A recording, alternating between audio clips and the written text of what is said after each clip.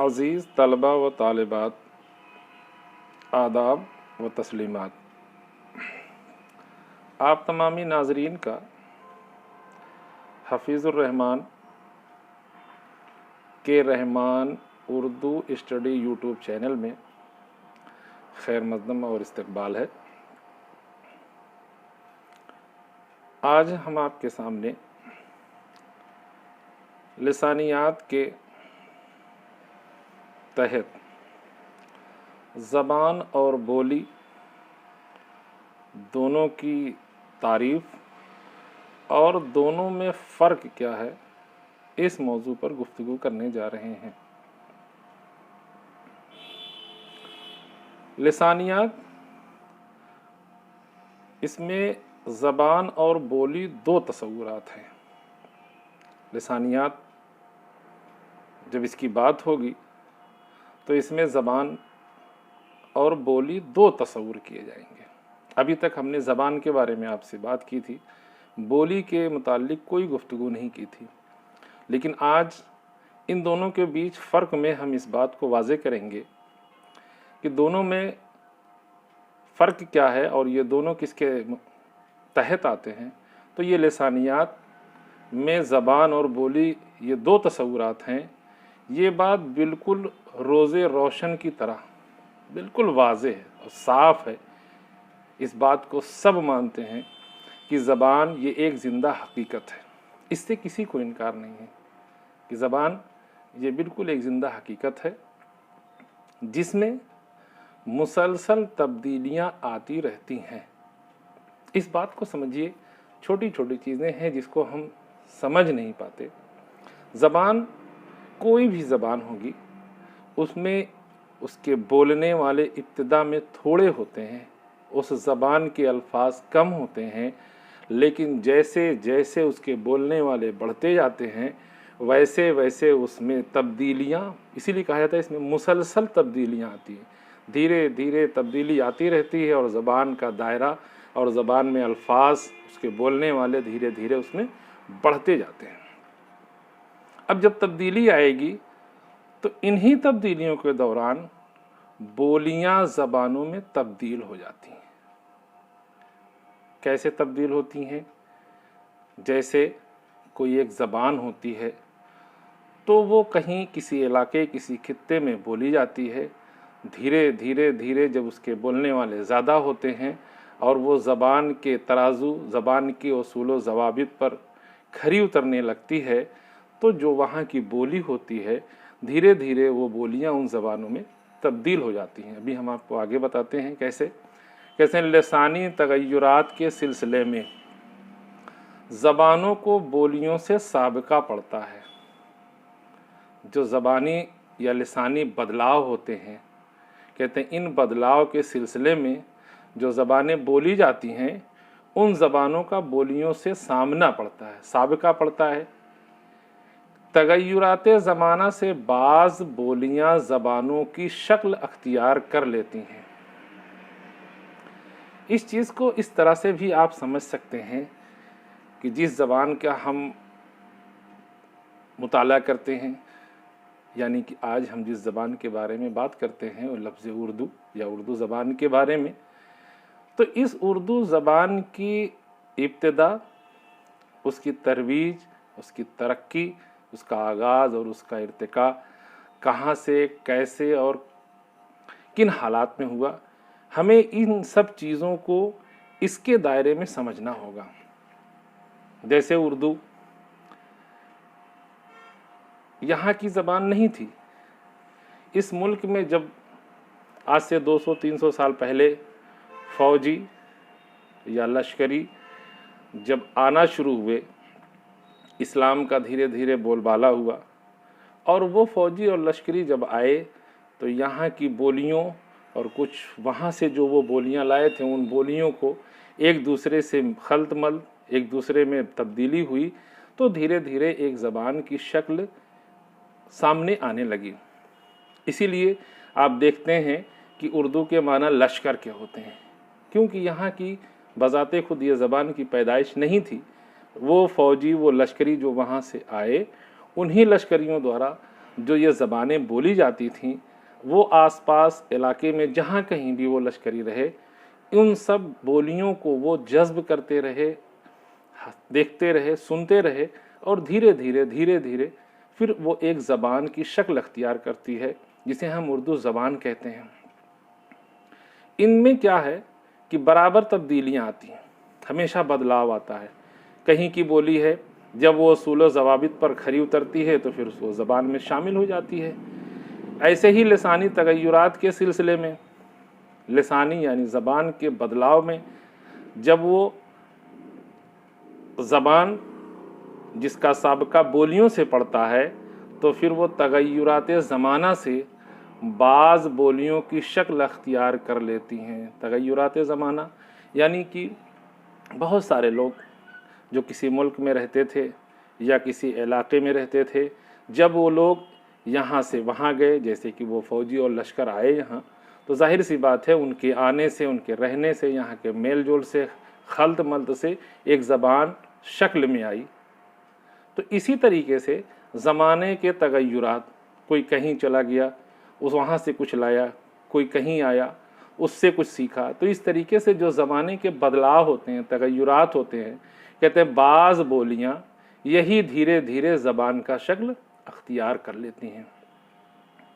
ऐसा भी होता है कि बहुत सारी ज़बानें बोली जाती हैं लेकिन उसके बोलने वाले कम होते हैं, या उसके बोलने वाले दिलचस्पी नहीं लेते हैं, या वो बोलने वाले ज़बान उसूल व ज़वाबित के मेयार पर नहीं होती है।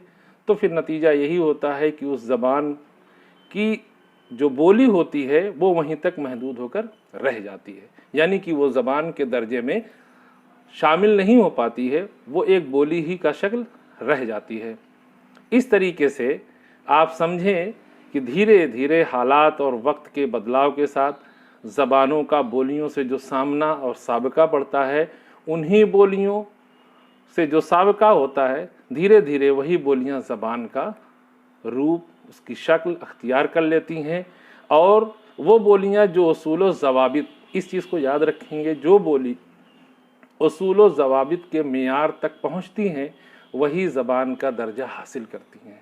ज़बान के लिए ये ज़रूरी है कि उसके उसूल और ज़वाबित पाए जाए। ये तो इतनी चीज़ें हुई। अब हम समझते हैं कि ज़बान और बोली में फ़र्क क्या है। तो हम इसको आसान से आसान लफ्ज़ में और आम फहम, आम समझ, बहुत सिंपल आसान तरीके से हम इस बात को कह सकते हैं कि ज़बान का दायरा वसी होता है, बहुत लंबा चौड़ा होता है, लेकिन बोली का महदूद होता है। बोली बोलने वाले एक इलाके, एक खित्ते या कुछ ऐसी जगह तक महदूद होते हैं, लेकिन जो ज़बान के बोलने वाले होते हैं उनका दायरा बहुत दूर दूर तक फैला होता है, जो हम अभी इसकी और तफसील भी दे रहे हैं कि ज़बान के बोलने वालों की तादाद दूर दूर तक फैली होती है, जबकि बोली बोलने वालों की मखसूस जुग्राफियाई हदूद होते हैं। मिसाल के तौर पर आप अपनी ज़बान उर्दू को ले लें। जब उर्दू तदरीज और तरक्की या अपने इब्तदाई मराहिल तय कर रही थी तो जाहिर सी बात है कि उसके बोलने वाले कम थे, उसके बोलने वाले एक महदूद इलाके और खित्ते तक रहे।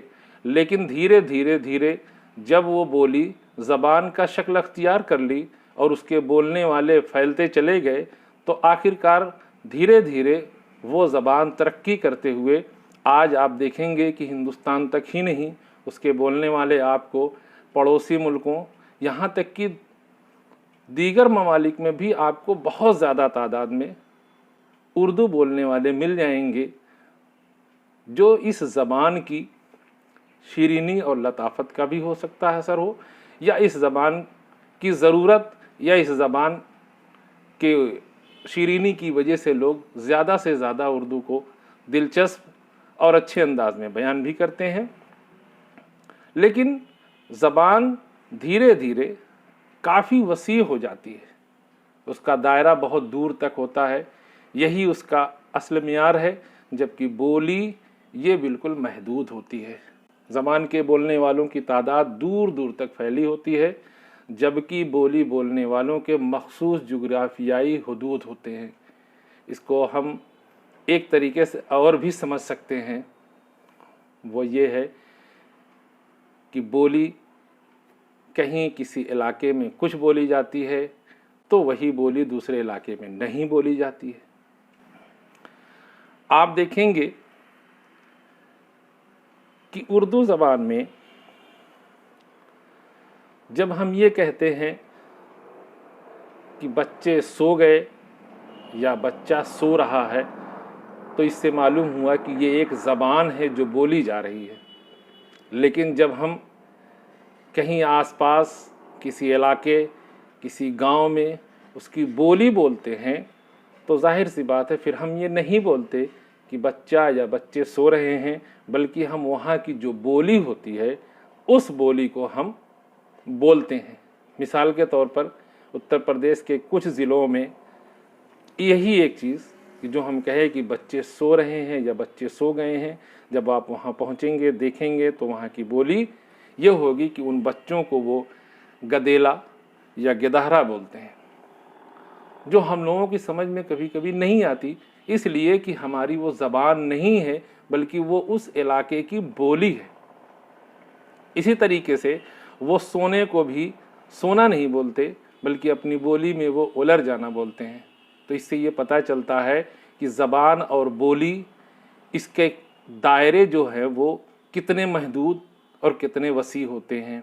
जाहिर सी बात है एक ज़बान का जानने वाला जब उस इलाके में पहुँचेगा तो लोग या वहाँ के लोग ज़बान नहीं बल्कि वहाँ की बोली बोलेंगे। तो अगर वहाँ की बोली बोलते हैं यानी कि बच्चे उलर गए, जिसको हम ज़बान में कहेंगे कि बच्चे सो गए, तो जाहिर सी बात है वो लोग जो वहाँ गए हैं उनको वो वहाँ की बोली समझ में नहीं आएगी। इसीलिए ये चीज़ कही जाती है, ये चीज़ लोगों के सामने रखी जाती है कि ज़बान का दायरा वसी है, ज़बान दूर दूर तक फैली होती है और उसके बोलने वाले बहुत ज़्यादा होते हैं, जबकि बोली बोलने वालों की तादाद महदूद दायरे और महदूद एरिए तक होती है और उसके बोलने वाले कम होते हैं। ज़बान ज़िंदगी के मुख्तलिफ़ शोबों में तहरीरी और तकरीरी शक्ल में काम आती है। मज़ीद समझें कि जो ज़बान है, कहते हैं वो ज़िंदगी के मुख्तलिफ़ शोबों में, चाहे जो शोबा हो, कहते हैं हर शोबों में तहरीरी लिखने पढ़ने, कभी कभी स्टेज या दीगर जगहों पर लोग उसे तकरीरी शक्ल में भी काम में लाते हैं। ज़बान से दीगर उलूम के अलावा अदबी तख्लीक का काम भी लिया जाता है। जो ज़बान होती है उसी ज़बान से तमाम उलूम के अलावा या दीगर उलूम के अलावा अदबी तख्लीक जिसमें हम गज़ल, मसनवी, मरसिया, नावल, अफसाना, ड्रामा, ये सारी चीज़ें तख्लीक करते हैं। तो आप इस बात को समझें कि हम उसे बोली में नहीं तख्लीक करते बल्कि ज़बान में तख्लीक करते हैं। तो ज़बान, इससे हम दीगर उलूम के अलावा अदबी तख्लीक का काम भी करते हैं, जबकि बोली में ये सलाहियत नहीं होती। जाहिर सी बात है कि जो बोली होगी उसमें हम अदबी तख्लीक का काम नहीं कर सकते। ताहम ये एक लिसानी हकीकत है। हम ये भी कह सकते हैं कि ये एक लिसानी हकीकत है कि कभी कभी ज़बानों की तश्कील में, कभी कभी ज़बानों को शक्ल देने में बोलियों की बड़ी अहमियत रही है। मिसाल के तौर पर आप उर्दू ज़बान में ले लें।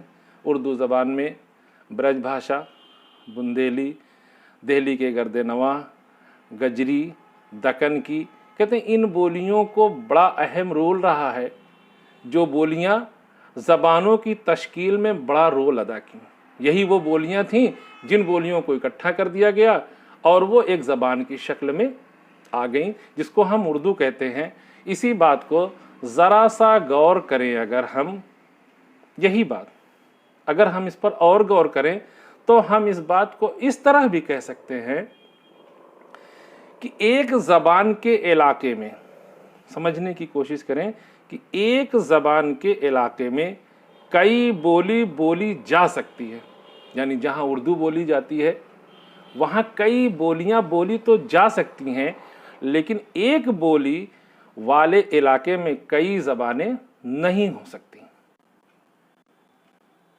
आप कहीं किसी इलाके में चले जाएं, वहाँ के बोलने वाले उर्दू ज़बान के बोलने वाले तो हो सकते हैं, लेकिन वहाँ की बोलियाँ अलग अलग हो सकती हैं।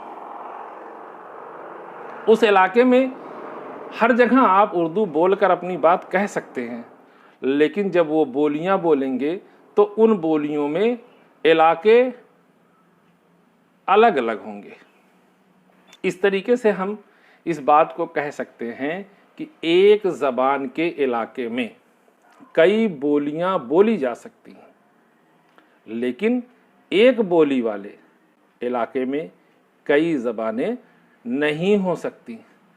इस बात को हम और मज़ीद वजाहत के साथ इस तरह समझ लें, या हम इस तरह जान लें, या इस तरह भी इसको कहा जा सकता है कि ज़बान से अदबी तख्लीक का काम लिया जाता है। जी बिल्कुल ज़ाहिर है कि जो ज़बान होगी उसी से हम अदबी तख्लीक का काम करते हैं, और तख्लीक का काम किया भी जाता है।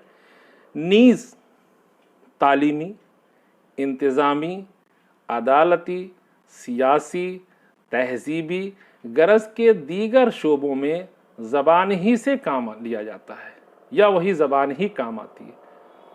इंग्लिश, हिंदी हो या उर्दू हो, जो भी ज़बानें हों, वो ज़बानों से ही तालीमी, आप जाएंगे इंग्लिश मीडियम पढ़ने, आप जाएंगे उर्दू मीडियम पढ़ने, आप जाएंगे किसी कौम में ऑफिस में अदालती में जाएंगे, आपको अंग्रेज़ी में, आपको हिंदी में। इस तरीके से जो ज़बानें हैं, कहते हैं उन्हीं ज़बानों में ही काम लिया जाता है, या वही ज़बानें काम आती हैं, लेकिन बोली में ये ताबो तमा नहीं होती। बोली में कोई अदबी तख्लीक नहीं होती, क्योंकि उसमें ये तवा और ये ताकत नहीं होती है।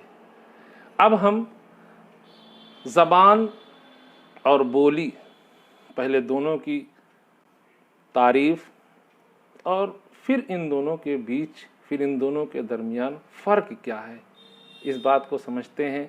ज़बान, जैसा कि हमने अभी आपको बताया था पिछले वीडियो में, कि ज़बान ये आवाज़ों और अल्फाज का मजमुआ है, लेकिन इसमें माना की कैद लगा दी गई, यानी माना का पाया जाना ज़रूरी है। जबकि बोली, ज़बान के बारे में तो आपने जान ही लिया, जबकि बोली किसी ज़बान की वो ज़ैली शाख है। ज़ैली कहते हैं निचली, नीचे। जब आप कभी एग्ज़ाम या इम्तिहान देते होंगे हाई स्कूल का, तो उसके पेपर में, या अक्सर कंपटीशन के पेपर में जहाँ लिखित, जहाँ तहरीरी परीक्षाएं होती हैं, एग्ज़ाम होता है, उनमें उमूमन लिखा जाता है मुंदरजा ज़ेल अशार की तशरीह मासिया को सबाक, या मुंदरजा बाला। बाला का मतलब होता है ऊपर जो लिखा गया है अशार या जो पैराग्राफ है, और ज़ेल का मतलब होता है नीचे। मुंदरजा ज़ेल यानी नीचे जो इबारत लिखी गई है या जो अशार लिखे गए हैं। तो ज़ेल यानी ज़ैली यानी निचली शाख कहते हैं, एक पेड़ की जो शाख होगी, छोटी होगी या जो भी होगी, कहते हैं निचली शाख है। बोली क्या है? किसी ज़बान की वो निचली शाख है, बिल्कुल इब्तिदाई शुरुआती शाख है, जिसके बोलने वालों को ज़बान के किसी इख्तिलाफ का एहसास नहीं होता। हमने आपको पहले अभी इसी वीडियो में बताया था कि ज़बान के लिए ये शर्त है कि उसके उसूल और ज़वाबित होते हैं, जबकि बोली के लिए कोई उसूल और ज़वाबित नहीं होते। यही चीज़ यहाँ कह रहे हैं कि जिसके बोलने वालों को ज़बान के किसी इख्तिलाफ का एहसास, चाहे जो बोल दे, वो बोली है, वो उसमें कोई उसूल नहीं, उसके कोई ज़वाबित नहीं है, जो भी वो बोल देगा वो मान लिया जाएगा और वो बोली होगी। लेकिन ज़बान में ऐसा नहीं है, उसके उसूल और ज़वाबित उसमें पाए जाएंगे, तभी वो ज़बान कहलाती है। अब हम इन दोनों के बीच फ़र्क क्या है ये जानने की कोशिश करते हैं। ज़बान और बोली में अस्ल और शाख का सा ताल्लुक़ है। अस्ल माने जड़, अस्ल, और शाख माने टहनी, शाख। यानी कि ज़बान ये अस्ल है, ये जड़ है, और बोली उसकी शाख है। दूसरा क्या है कि ज़बान सर चश्मा समंदर मस्दर की हैसियत रखती है, जबकि बोली नहर की जो इधर उधर फैली हुई या इधर उधर फैली हुई जैसी हैसियत रखती है।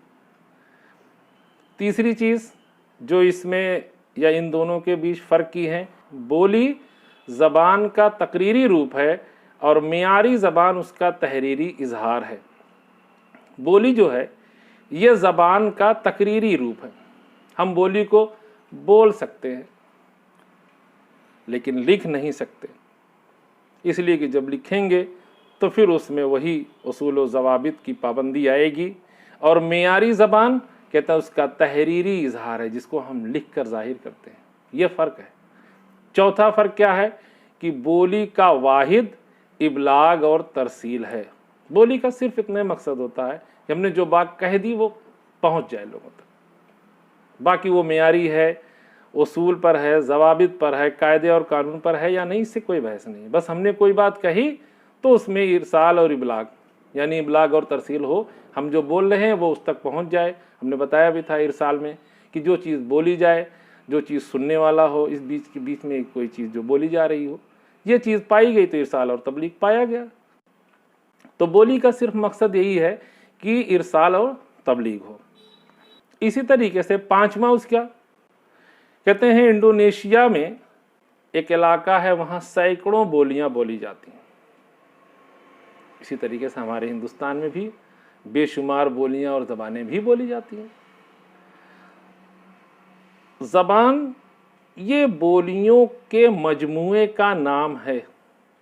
हमने आपको बताया कि जिस तरीके से उर्दू ज़बान है, जब आप इसके बारे में पढ़ेंगे तो आपको ये मालूम होगा कि उर्दू ज़बान आज जो तरक्की याफ्ता ज़बान की शक्ल अख्तियार कर चुकी है, इस ज़बान में इलाकाई बोलियों का अहम रोल अदा रहा है।